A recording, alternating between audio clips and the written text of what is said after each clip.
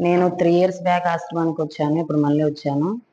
నాకు అప్పుడు వచ్చినప్పుడు నా పరిస్థితి ఎలా ఉన్నిందంటే, నాకొచ్చేసి ప్రాబ్లమ్ వచ్చేసి సయాటికా ప్రాబ్లము. నడుము దగ్గర డిస్క్ బల్జ్ అయింది. 2 కాళ్ళు, తర్వాత 2 చేతులకనమాట. మెడ దగ్గర గూడా నాకు మెడ నొప్పి ఉంది. ఈ పరిస్థితితో నేను టీచర్‌గా పనిచేస్తున్నాననమాట. ఆ పని అసలు చేయలేకపోయేదాన్ని. స్కూలుకి వెళ్ళడం గాని, రావడం గాని, అంటే ఇంట్లో చీపురు తీసుకొని చెత్త ఊడ్చాలన్నా గూడా నాకు నరకంగా అనిపిచ్చేదనమాట. అట్లా ఏమైపోయేది 15 డేస్ కంటే ఆ పనులన్నీ ఎలాగోలా చేసుకుంటూ ఉండంగా పడిపోయేదాన్ని. పూర్తిగా పడిపోతే మా ఆయన గారు చేతుల మీద ఎత్తుకొని నన్ను హాస్పిటల్‌కి తీసుకెళ్ళి వారం రోజులు పెయిన్ కిల్లర్స్, ఇంజెక్షన్స్, టాబ్లెట్లు అన్నీ వేస్తే గాని ఒక అడుగు వేయలేకపోయేదాన్ని. అట్లా ఉన్నిందనమాట. తర్వాత నేనేంటంటే ఫస్ట్ అలోపతి తీసుకున్నాను. ఒక 2 మంత్స్ అలోపతి టాబ్లెట్స్ తీసుకున్నాను. అక్కడికి వెళితే నెలకు 2000, 3000 రాయిచ్చారు. తర్వాత అది ఇలా పెయిన్ కిల్లర్స్ అన్ని తీసుకోకూడదు గదా! అనేసి హోమియోపతి మంచిదంటే హోమియోపతి వెళ్ళాను. హోమియోపతి వెళ్తే వాళ్ళు 6 ఇయర్స్ అనమాట. 6 ఇయర్స్ తీసుకుంటే 6 ఇయర్స్ వాడుతున్నంత కాలం ఎంతో హుషారుగా ఉండేదనమాట. బరువు గూడా పెరిగిపోయాను. తర్వాత మళ్ళీ ఆపేసాక 1 మంత్‌కే నాకు విపరీతమైన పెయినొచ్చింది. మళ్ళీ స్టార్టింగ్‌లో ఎట్లుండిందో అట్లొచ్చిందనమాట. తర్వాత ఆయుర్వేదం ఎళ్ళాను. ఆయుర్వేదం 3 మంత్స్ తీసుకున్నాను. పథ్యాలన్నీ చెప్పారు వాళ్ళు. అది అది అలా, ఇది ఇలా అనేసి. అది అంతే వాడుతున్నంత కాలం బాగుండింది నాకు. మానేస్తానే మళ్ళీ అలా అయిపోయిందనమాట. చిట్ట చివరికి నేను న్యాచురోపతి కనుగొన్నాననమాట. అన్ని పతులయిపోయి చిట్ట చివరికి న్యాచురోపతికి ఇక్కడ నాకు దొరికిందనమాట. పరిష్కారం అనేది సంపూర్ణ పరిష్కారం నాకు ఆశ్రమంలో దొరికింది. ఆశ్రమానికి వచ్చే రోజు గూడా నాకు బస్సులో వస్తూ ఉంటే స్పీడ్ బ్రేకర్ ఒకటొచ్చి వెళ్ళగానే ఇంకొక 15 నిమిషాలు నరకమనమాట. తలంతా దిమ్మెక్కడము, కాళ్ళంతా తిమ్మిర్లు రావడము. అది కొంచెం రిలాక్స్ అయ్యేసరికి మళ్ళీ స్పీడ్ బ్రేకర్ వచ్చేస్తది. అట్లా వచ్చాను నేను ప్రయాణం చేస్తూ ఇక్కడికి. మరి ఇక్కడికొచ్చాక యోగా కానీ, ఫుడ్ గానీ, మేడం గారి ధ్యానం క్లాసులు గానీ, రమ్య మేడం గారు చెప్పే విధానాలు గానీ, ఆహారం కానీ, ఏదైనా గూడా ప్రతిదీ మనకిక్కడ హెల్త్ గురించే కనెక్ట్ అవుతుందండి. ఇక్కడికొచ్చిన తర్వాత మనము హెల్త్ బాగు జేసుకోవడం కోసం వచ్చాం కాబట్టి, వేరే ఏం అవసరం లేదు మనకు జీవిత లక్ష్యాలు. ఇప్పుడు మనం స్కూలుకొస్తాము. టీచర్‌ని కాబట్టి నేను స్కూల్ ఉదాహరణగా తీసుకొని చెప్తున్నాను. స్కూలుకెళ్ళామంటే ఏం చేయాలి మనం? ప్రతి నిమిషం చదువు గురించే ఆలోచించాల. వేరేటి మనకు అవసరం లేదు. వాడు నిన్నేం చేశాడు, మొన్నేం చేశాడు ఫ్రెండ్స్ అని పిల్లలు మాట్లాడుకుంటా ఉంటారు. నేను అరుస్తానన్నమాట. దేనికోసం వచ్చామో అదే చేయాలి. ఇక్కడ మనము బరువు తగ్గడానికి వచ్చామా? దాని గురించే ఆలోచించేయాలంట. ప్రతి నిమిషం మనం ఏం చేస్తే బరువు తగ్గుతాం? ఎలా చేస్తే బరువు తగ్గుతాం? డాక్టర్ గారితో ఏం సలహాలు తీసుకోవాలి? మాస్టర్ గారితో ఇంకా అన్నం తిన్న తర్వాత ఏంటి? తినకముందు ఏంటి? ఇట్లా ఏంటని ప్రతిదీ దాని గురించి మనం సంపూర్ణంగా తెలుసుకొని వెళ్ళాలన్నమాట. మళ్ళీ 10 రోజులు అయిపోయాక వెళ్ళిపోతే మళ్ళీ మనకు చెప్పేవాళ్ళు వీళ్ళందరూ గురువులు ఉండరు గదా! కాబట్టి వేరే వ్యాపకాలేం పెట్టుకోకుండా సాయంకాలం అంటే మనం 7 తర్వాత కాసేపు మాట్లాడుకుంటాం అక్కడ. అంతకుముందు మాత్రం పూర్తిగా ఆ హెల్త్‌ని ఎట్లా సెట్ చేసుకొని పోవాలనే దాని మీదనే దృష్టి పెట్టండి. వేరే వ్యాపకాలు మనకస్సలొద్దు. మనకు యోగా మాస్టర్ గారు ఏం చెప్తారంటే, యోగా చేసేటప్పుడే మీరు నడుము వంచి చేయొద్దమ్మా. మీకు మళ్ళీ పెయిన్ ఎక్కువవుతుంది. కొంచెం తగ్గాక నెమ్మదిగా సాధన చేసుకోండి అని చెప్తారు. మరి ఆ మాట చెప్పారంటే మనం జీవితాంతం గుర్తుపెట్టుకోవాలి గదా అది. మనకు పూర్తిగా నొప్పి తగ్గాకనే మనం ఏమన్నా ఇష్టాలు, కష్టాలన్నీ మనం చేసుకోవాలి. ఈరోజు కాస్త బాగుంది కదా అని మళ్ళీ మనం ఏదన్నా చేసామంటే మళ్ళీ పెయినొస్తది. బాధపడాల్సింది మనమే. కాబట్టి ఇక్కడ యోగా మాస్టర్ గారు గాని, రాణి మేడం గారు ధ్యానం గురించి గాని, రమ్య మేడం గారు చెప్పే విషయాలు గాని, ప్రతిదీ మీరు మైండ్ బుక్‌లో నోట్ చేసుకోండి. లైఫ్ లాంగ్ అవి ఫాలో అవ్వాలి. ఎందుకంటే ఆశ్రమానికి రాకముందు మన లైఫ్ ఎట్లుండింది? ఎంత ఇబ్బందులు పడ్డాము? అదంతా మనం విశ్లేషణ చేసుకోవాల. ఇక ముందైనా మనకిక్కడ తెలిసింది గదా! సొల్యూషన్ దొరికింది. మనం బాగు చేసుకునే మార్గం దొరికింది. ప్రపంచంలో ఎవరు గూడా మనకి ఇన్ని రూట్‌లలో ఆరోగ్యాన్ని బాగు చేసేది ఎక్కడ చెప్పరండి. ఏ హాస్పిటల్‌లో చెప్పరు. అలోపతికి వెళ్ళామా, పూటకి ఇన్నిన్ని గుగ్గుళ్ళు మేడం గారు మొలకలు పెట్టినట్టు వాళ్ళు టాబ్లెట్‌లు ఇస్తారు మనకు. వేసి అన్ని మింగేయడమే. అవి నమ్మలం కూడా నమ్మలేం మనం. చేదసలు. ఎక్కడికి పోయినా గూడా అంతే అన్నమాట. మనం వెళ్ళిన తర్వాత ఈ సమస్య అంటే దానికి టాబ్లెట్‌లు ఇస్తారు. ఇక్కడ మనకు ఒక సమస్యకు దాని మూలాల నుంచి తీసివేస్తూ, తర్వాత జీవితంలో ఇంకొక సమస్య ఏమి రాకుండా చెప్తారు ఆశ్రమంలో. మానసికంగా గాని, శారీరకంగా గాని ఏదైనా సరే.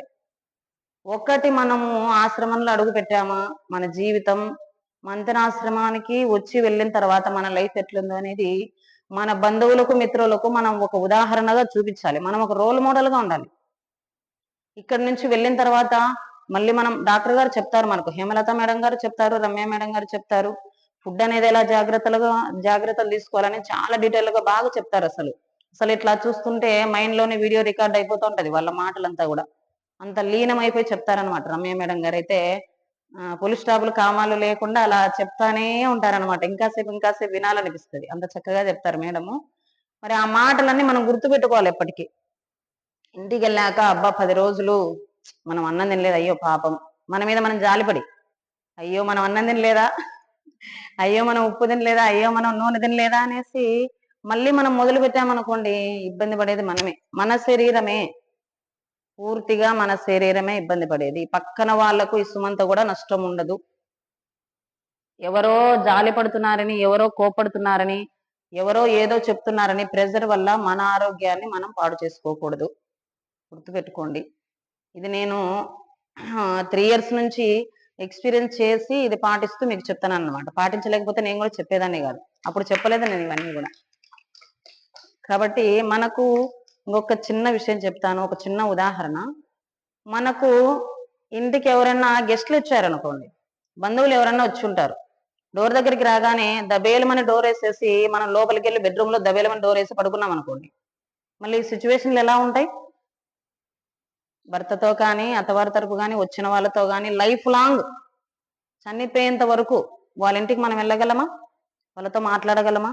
ఏమి చేయలేం. ఇవి ఖచ్చితంగా మనం అందుకే ఎంత హెల్త్ బాగాలేకపోయినా ఎవరన్నా బంధువులు వస్తే ఓపిక చేసుకొని వాళ్ళను ఆహ్వానించి వాళ్ళకి అవి ఇవి చూస్తూ ఉంటాం. మనం ఎంత కన్సర్న్ చేస్తాం. ఎన్ని రోజులు ఉంటారు వాళ్ళు మన ఇంట్లో? ఒక డే ఉంటారా, 2 రోజులు ఉంటారా, 10 రోజులు ఉంటారా, వెళ్ళిపోతారు కదా. వాళ్ళ పనులు వాళ్ళకు ఉంటాయి. సరే వెళ్ళిపోయాక మళ్ళీ నిరసించిపోతాం. మరి 1 రోజు 2 రోజులు 10 రోజులు వచ్చే గెస్ట్లకే మనం అంత ఇంపార్టెన్స్ ఇస్తున్నామంటే మన లోపల ఉండే వాటికి మనం ఎంత ఇంపార్టెన్స్ ఇవ్వాలి? ఇవి లైఫ్ లాంగ్ మనతోనే ఉంటాయి. ఇప్పుడు జబ్బులు కానివ్వండి, పాజిటివ్ ఎనర్జీస్ ఇవి కానివ్వండి, ఏవైనా కూడా మనం వాటిని పట్టించుకోకపోతే ఎట్లా? మనకి ఏదైనా హెల్త్ బాగాలేక ఇక్కడికి వచ్చామంటే హెల్త్ గురించి జాగ్రత్తలు ఖచ్చితంగా మనం కన్సర్న్ చేయాలి, ఇంకా తప్పదు. మన బాధలు ఎవరు తీసుకోరు కదా. కాబట్టి మనం ఏం పని చేస్తున్నా మనకు ఈ జబ్బు తగ్గేంత వరకు ఫలాంది చేయకూడదని యోగా మాస్టర్ గారు చెప్పినా, డాక్టర్ గారు చెప్పినా అది మనం 24 అవర్స్ మనకు జ్ఞాపకం ఉండాలి, 24 గంటలు. ఫలాంది చేయకూడదంటే అది చేయకూడదు. ఇంకా పక్కన వాళ్ళు ఎవరు చెప్పరు కదా మన గురించి. మరి వాటిని పట్టించుకోలేదనుకోండి, ఇప్పుడు నాకు సయాటిక ప్రాబ్లం ఉంది, మెడనొప్పి ప్రాబ్లం ఉంది, నేను రన్నింగ్ రేస్ ఒలింపిక్స్కి వెళ్తానంటే దాన్ని గుర్తించకుండా మళ్ళీ ఏం చేస్తుంది? అది తర్వాత హాస్పిటల్కి పంపిస్తుంది మళ్ళీ.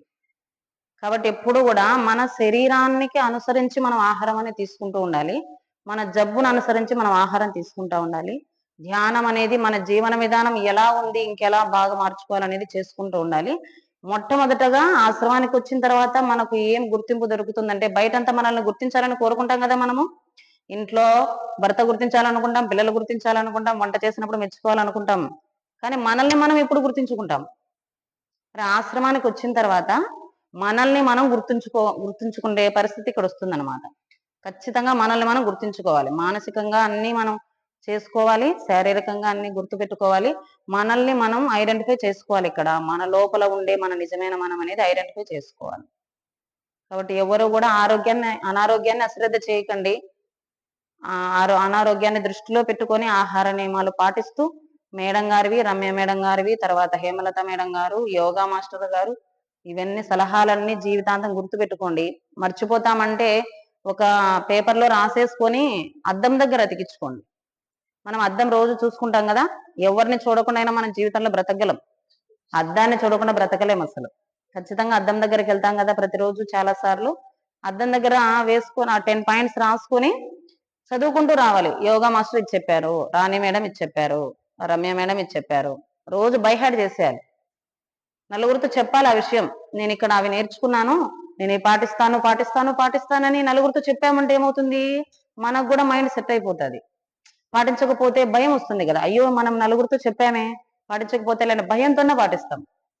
కాబట్టి మంచి నలుగురితో చెప్పి పాటిస్తూ ఖచ్చితంగా లైఫ్ లో వేరే సమస్య అనేది తెచ్చుకోకుండా ఉండండి. ఇంకొకసారి వచ్చినా నాలాగా రీసెట్ చేసుకోవడానికి రండి. ఇప్పుడు సెట్ అయిపోండి, మొదటిసారి వచ్చినప్పుడు హెల్త్ పరంగా మానసిక పరంగా సెట్ అయిపోండి. మళ్ళీ నెక్స్ట్ టైం వచ్చినప్పుడు మళ్ళీ అనారోగ్యంతో రావద్దు. నాకు ఇప్పుడేం అనారోగ్యం లేదండి. ఇప్పుడేం నాకు పెయిన్స్ ఏం లేవు. కాకపోతే ఒకసారి రీసెట్ అవుదాము.